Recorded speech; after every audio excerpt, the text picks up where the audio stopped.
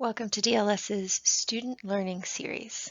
In this webinar, we'll discuss techniques for improving your reading and how to transfer reading skills from your first language to your second language. Here are our objectives for today's webinar. First, we're going to talk about how we read in our L1 and how we process what we read, what that looks like.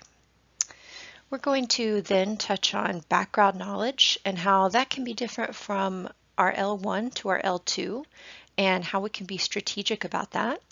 And then we'll wrap up by talking about how to transfer L1 skills, strategies, and knowledge over to our L2 reading so that we can overall become faster, fluent readers who comprehend more of what we're reading.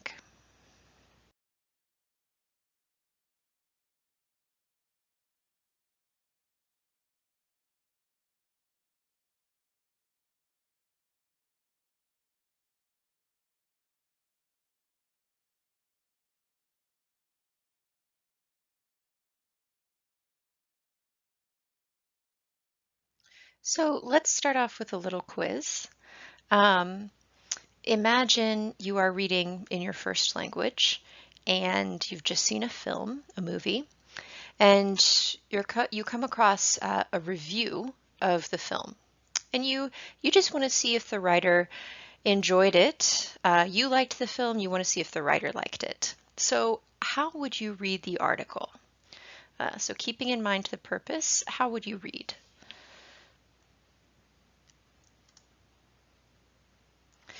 So if you're only wanting to see if the writer liked it, you're probably going to skim through the article fairly quickly because your purpose is just to see what the writer's opinion is. So you're probably going to read it pretty quickly in order to get a general idea of the meaning. Now, let's imagine, again in your first language, that you have received a lease for a new apartment, but you haven't signed it yet. So before you sign it, how do you read it? So take a moment to look at the options, and you can choose multiple options here and check all that apply.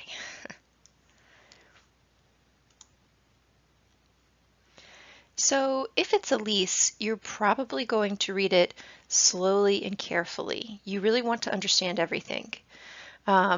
And if you come across a word you don't know, it's likely that you're going to look it up to make sure you're not signing anything you don't want to sign. All right, third question. You are working on a project and you forgot the due date for the project. So you go into your email, you know it's in there somewhere, you find the email, and then how do you read that email? Keeping in mind your purpose here is just to find the due date.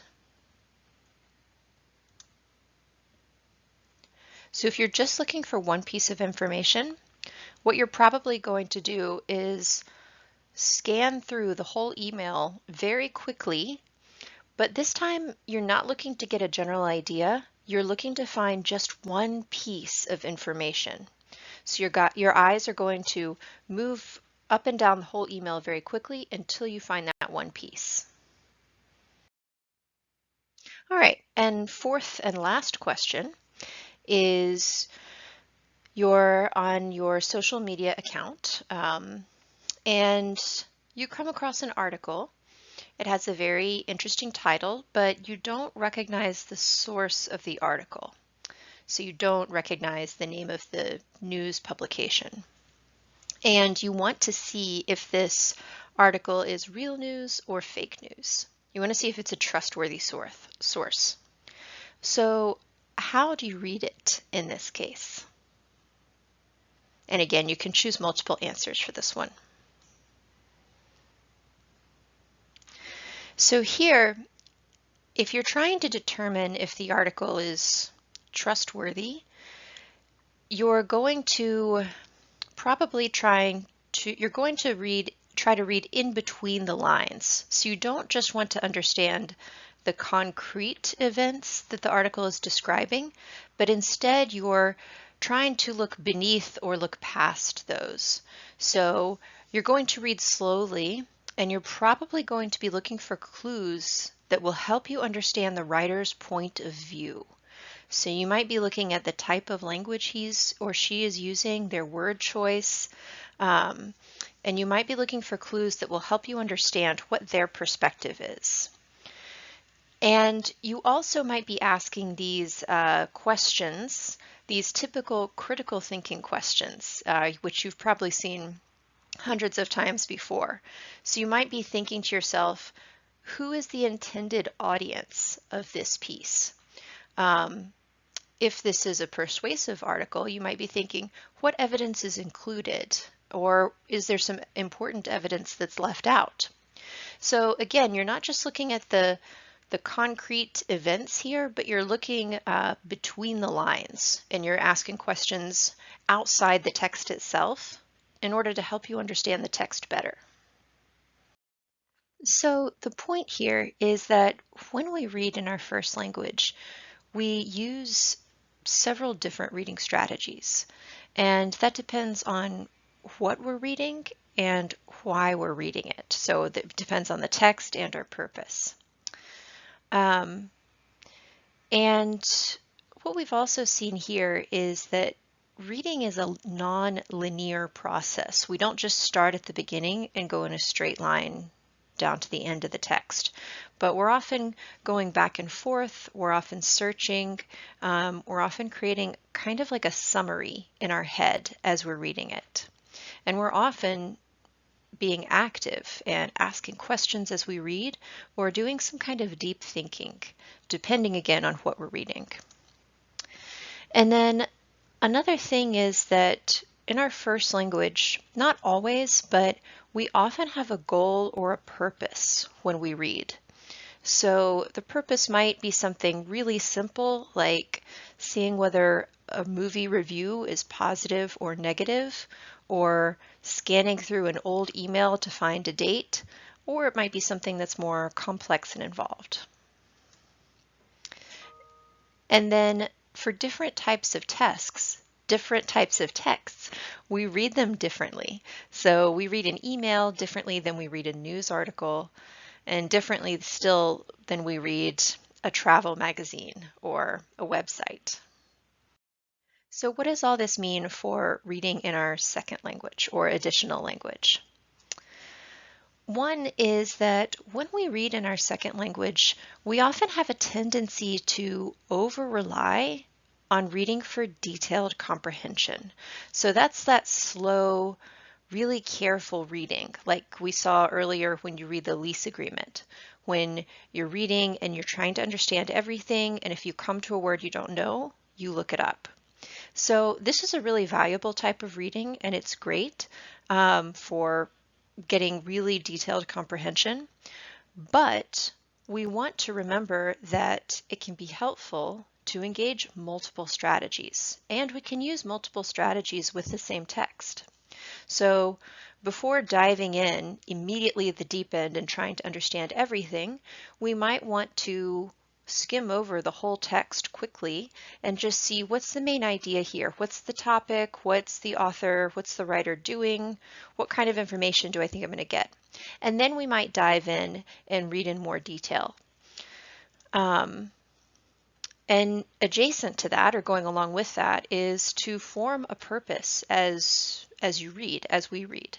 So, again, in our first language, we don't always understand everything that we read, because sometimes we're not trying to understand everything. Sometimes we're just looking for specific pieces of information. And so thinking about what you want to understand from a target language text and forming a purpose can help you be a more active reader and can help you focus your comprehension.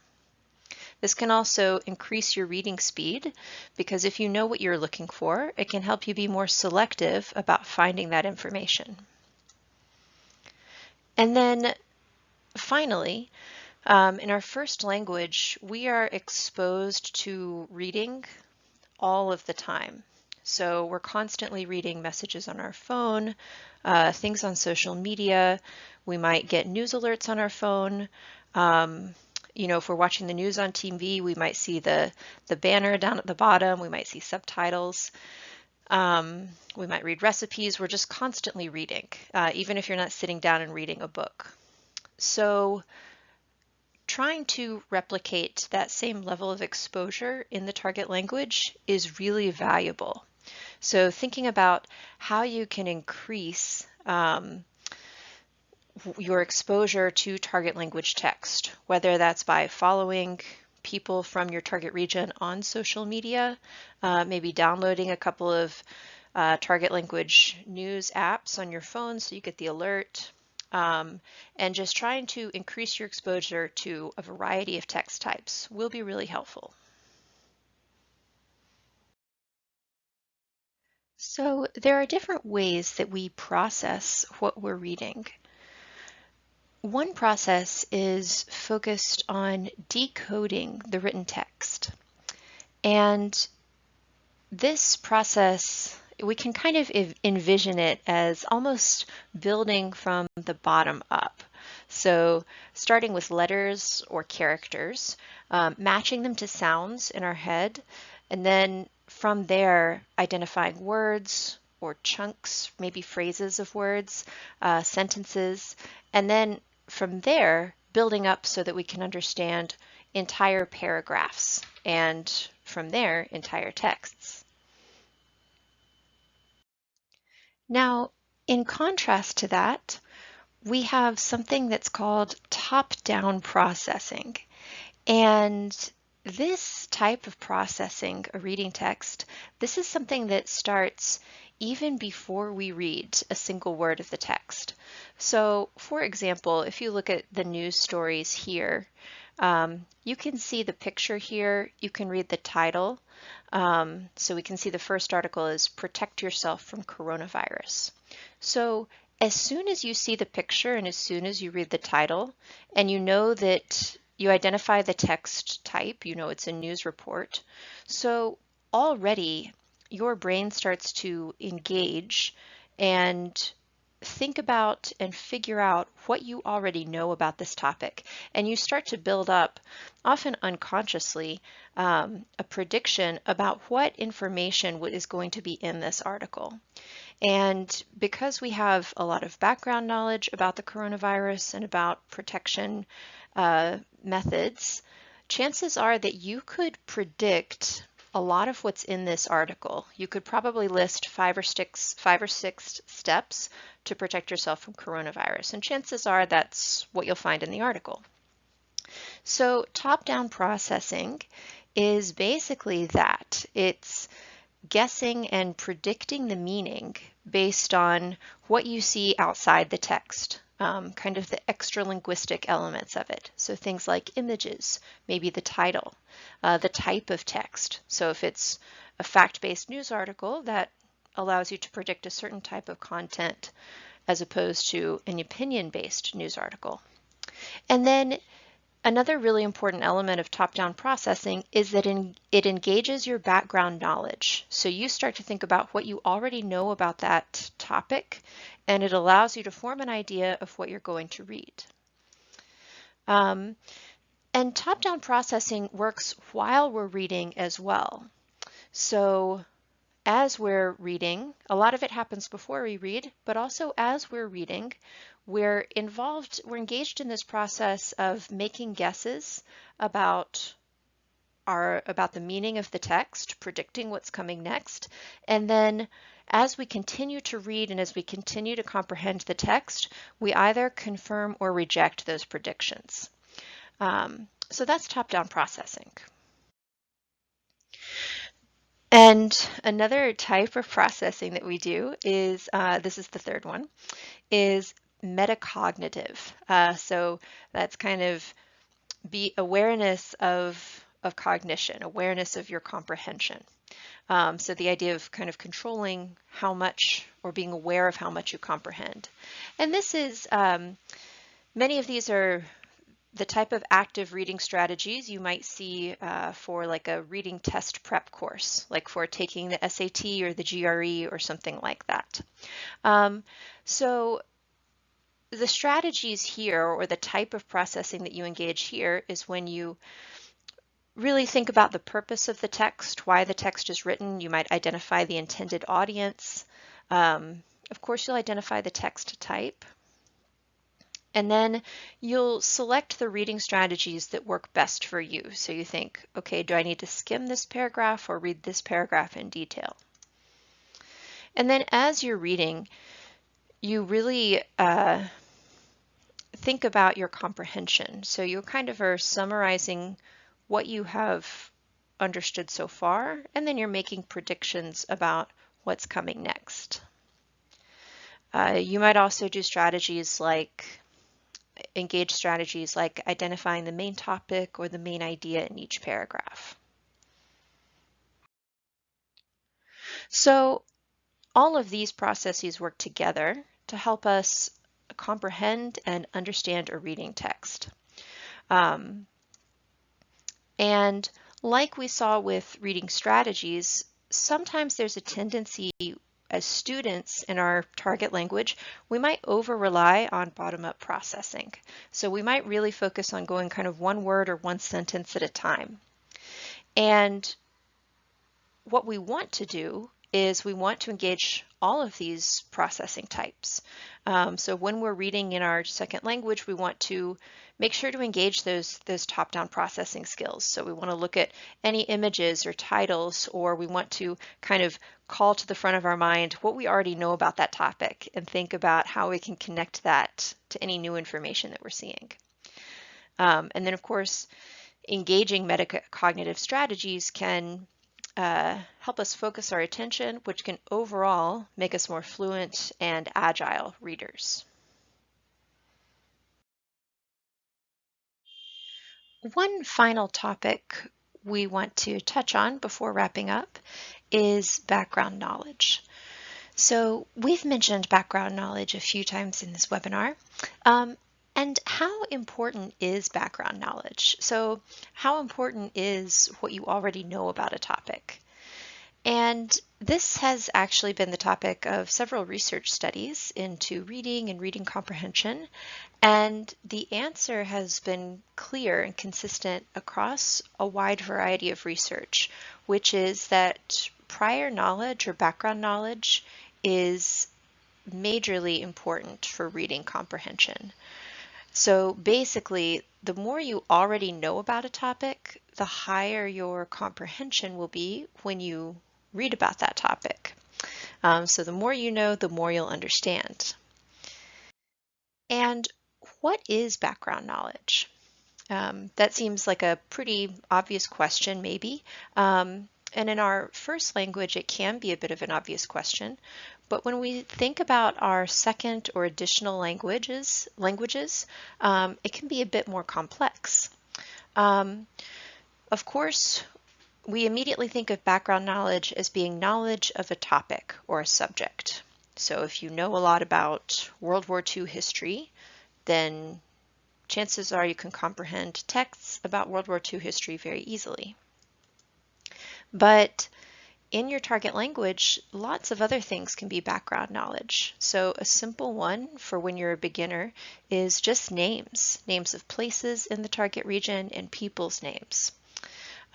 Cultural knowledge can be important as you progress through proficiency, especially at higher levels. If you're reading authentic sources, you're likely to come across references to films or movies or TV shows or books, or maybe celebrities, or certain languages might have a lot of sports metaphors. And these are things that we often don't consider in our first language. We might not be aware of them because we know them without thinking. We grew up with them. But in our second or additional language, they can really hinder our comprehension if we don't know these things. And then, of course, there are the flow topics that are related to your target region. So these are things like geography, the political system, history, culture, the environment, all of these things related to your target region. So If you're reading a news article in the US, you already know what the Senate is, what the House of Representatives is, you know who the president is, etc. But if you're reading an article in your target language, you might not know those things about your target region. So how can you increase your background knowledge? Because we know the more you know, the better you understand things. So all of that list from the last slide, how can we build that target knowledge? The first thing to do is just to be aware of gaps in your knowledge. So when you're reading, just to kind of switch on that monitor a little bit and say, oh, this is something, this article is referencing a political event that happened 10 years ago and I don't know about it. And then the second thing that you can do is consume more target region content. And when you're trying to build your background knowledge, this can include English language content or content in your target language. So if you're reading, even in English, or watching a TV show or movie with English subtitles, that's still going to really build up some really valuable background knowledge for you. So consuming as much target region content as possible. If you're a beginner or lower level, consuming that in English is going to be super valuable. If you're at a higher level, of course, you can work on your proficiency and your cultural knowledge at the same time, which is great.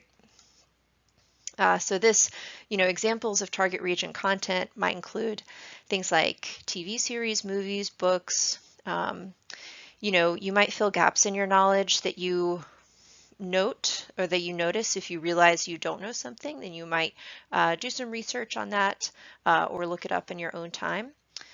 Again, we mentioned social media before. This is a great way, kind of a low effort way to extend your target region knowledge because often if you follow these people on Twitter or Instagram, they'll reference ongoing news stories or political developments, and that can just kind of be a nice effortless way to increase your knowledge. And then of course, something that we already do a lot, especially if you're currently in a class, is just keeping up with the news in the target region. So, making it a habit to check the headlines every day or so. And then if there's an ongoing news story, just kind of getting the background on that news story. And that might involve some research, just so that you can understand the why. So what's going on there.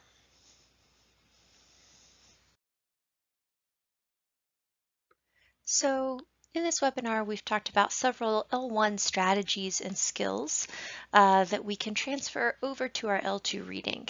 And just to wrap up, you might want to, when you're reading in your second or additional language, you might want to consider which reading strategy is best suited to the text, remembering that you can use multiple strategies with the same text. And then also don't neglect top-down processing and metacognitive strategies. So engage those strategies as you read. And then remember the importance of background knowledge. And remember that as you read more in your L2, you might encounter things that you don't know. And so think about how you can increase your background knowledge. And remember that even though reading in your L2 can be challenging, it is extremely valuable. It's an excellent way to increase your vocabulary. It really makes a difference to your proficiency, and it's a hugely valuable reading skill, a hugely valuable skill. If you have any questions after watching this webinar, feel free to share those in the comments or also just share your experience with reading and what strategies that you have found helpful. If you're watching this webinar in your LMS, then feel free to reach out to your language training supervisor if you have any questions. Thank you so much.